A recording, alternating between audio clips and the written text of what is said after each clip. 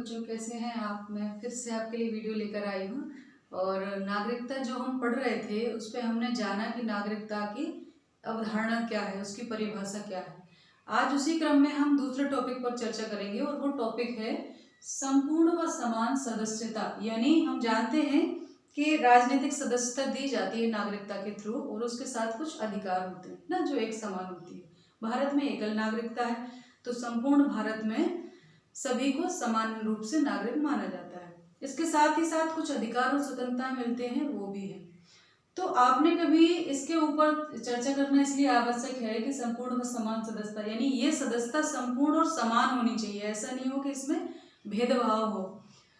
आपने कभी रेल के डिब्बे में अगर सफर कर रहे होंगे ट्रेन में, तो देखा होगा कि जब हम जनरल डिब्बे में, रिजर्वेशन वाले में तो वही फिक्स रहती है सीट, लेकिन जनरल डिब्बे में जब हम सफर कर रहे होते हैं, अभी तो एक वर्ष से ये सब कुछ देखने को नहीं मिला है, पर इससे पहले और इसके बाद भी होगा, सब ठीक होगा तो, कि ट्रेन में जो अंदर बैठे होते हैं लोग, है ना, और तो भीड़ बहुत हो जाती है जनरल डिब्बे में, बहुत ज़्यादा भीड़ हो जाती है।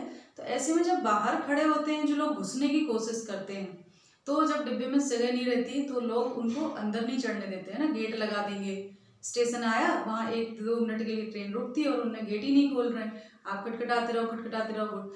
क्योंकि क्या होता है कि वो अंदर बैठे लोग ये सोचते हैं कि अगर और लोग आए तो हम अच्छे से नहीं बैठ पाएंगे, परेशानी होगी। तो अंदर के बैठे लोगों में अंदर के एक स्थानीय भावना आ जाती है कि हम सब अंदर बैठे हैं ट्रेन के डब्बे के, और हम अगर ये खोलते हैं कोई भी, तो बाहरी लोग घुसेंगे और सभी को परेशानी आएगी। तो ऐसे ही, लेकिन कुछ लोग जैसे तैसे करके वो घुस आते हैं डिब्बे में, और जब डिब्बे में घुस आते हैं तो फिर गेट लगा लिया जाता है, और अगले स्टेशन पर वही लोग जो बड़ी जद्दोजहद के बाद अंदर घुसे थे और उन लोगों को कोस रहे थे थोड़ी देर पहले जो अंदर बैठे थे उनको, कि अरे सबका ने टिकट लिया है, सबको जाना है, क्यों नहीं खोल रहे हो, इतना कोसते हैं। लेकिन थोड़ी देर बाद जब वो अंदर चले जाते हैं तो वो लोग भी उनके बीच में शामिल हो जाते हैं और वो भी स्थानीय माने जाते हैं, और फिर से एक नए स्टेशन पर बाहर खड़े लोगों को वही नहीं घुसने देने का प्रयास किया जाता है। ये उदाहरण इसलिए हम यहाँ डिस्कस कर रहे हैं कि बाहरी और स्थानीय की जो भावना है वो बहुत ज़्यादा प्रबल होती है ना। कभी बार क्षेत्र के आधार पर, बोली के आधार पर, संस्कृति की समानता के आधार पर हम सिर्फ या वहाँ के स्थानीय निवासियों को ही चाहते हैं। जैसे किसी राज्य में नौकरियों का आवंटन जब होता है, आपने एक शब्द सुना होगा, मुंबई कर, यानी मुंबई सिर्फ मुंबई के लोगों के लिए है, मराठियों के लिए है, हिंदी भाषियों को प्रवेश में वो बहुत शिवसेना के या अन्य वहाँ के स्थानीय दलों के जो समाज सेवी संस्थाएं जो भी थे, उनके बहुत ज़्यादा कार्यकर्ता जो होते हैं उनमें झड़प अक्सर होती रहती है। और उनका ऐसा मानना है कि महाराष्ट्रीय मराठियों का है और इसमें बाहरी लोगों को प्रवेश नहीं होना चाहिए, क्योंकि इन बाहरी लोगों ने आकर वहाँ के रोजगार को प्रभावित किया है, इन्होंने वहाँ जाकर रोजगार हत्या लिया है, और वहाँ के स्थानीय निवासी जो है जिनका इस पर अधिकार था वो बेरोजगार है। तो यहाँ संपूर्ण और समान नागरिकता की भावना कहीं ना कहीं दूषित हुई है, क्योंकि समान नागरिक है, कोई भी देश में जाके कहीं भी आ जाकर अपना व्यवसाय कर सकता है, अपनी पसंद की नौकरी कर सकता है, कहीं भी घूम फिर सकता है, भारत का नागरिक है वो। तो वहाँ मराठी और हिंदी कहाँ से आ गया? उत्तर भारतीय लोगों को, अक्सर बिहारियों को और बाकी लोगों को वहाँ बहुत ज़्यादा, इसी प्रकार से साउथ में, दक्षिण में जो है हिंदी भाषी लोगों को भी इस तरह की चीज़ों का सामना करना पड़ता है। तो बहुत विवाद का विषय शुरू से बना रहा है, अभी भी है। तो यहाँ जो एक हमारा संविधान एक स्वतंत्रता देता है आवागमन का या गमनागमन का जो अधिकार है, उसके तहत जो है कोई भी कहीं भी जा सकता है और वहाँ जाकर अपनी आजीविका कमा सकता है। तो थोड़ा सा यहाँ चर्चा करेंगे कि संपूर्ण व समान सदस्यता का क्या अर्थ है। कि इसका अर्थ है कि नागरिक देश में जहाँ भी चाहे वहाँ पढ़ सकते हैं, रह सकते हैं या आजीविका पा सकते हैं। इसका समान अधिकार व अवसर मिलना चाहिए।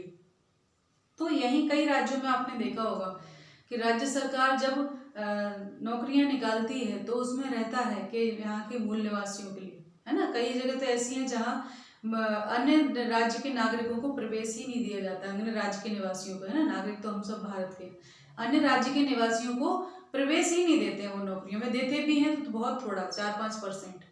तो इस प्रकार से कोई दूसरा उस राज्य में आ ही नहीं सकता। इसके पीछे भावना ये होती है कि भाई सबसे पहले मध्य प्रदेश या उत्तर प्रदेश या राजस्थान या बिहार, इनके निवासियों के लिए उनके राज्य में पहले प्राथमिकता होनी चाहिए। लेकिन फिर यहाँ वही समानता वाला कि ऐसे थोड़ी होता है, फिर तो ये समान नागरिकता का क्या मतलब हुआ, आजीविका की समानता तो हो ही नहीं पाएगी, है ना।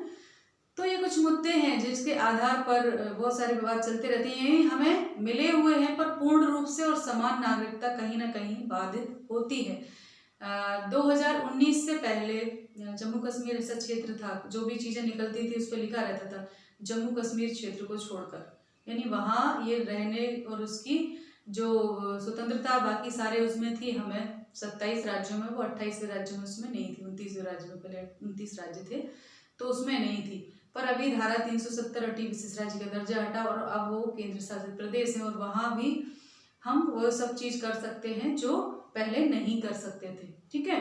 तो इस प्रकार से कुछ चीजें हैं, संपूर्ण समान सदस्यता की बात वहाँ की जाती है नागरिकता में कि सभी को समान नागरिकता होना आवश्यक है, नहीं तो इसका क्या अर्थ हुआ।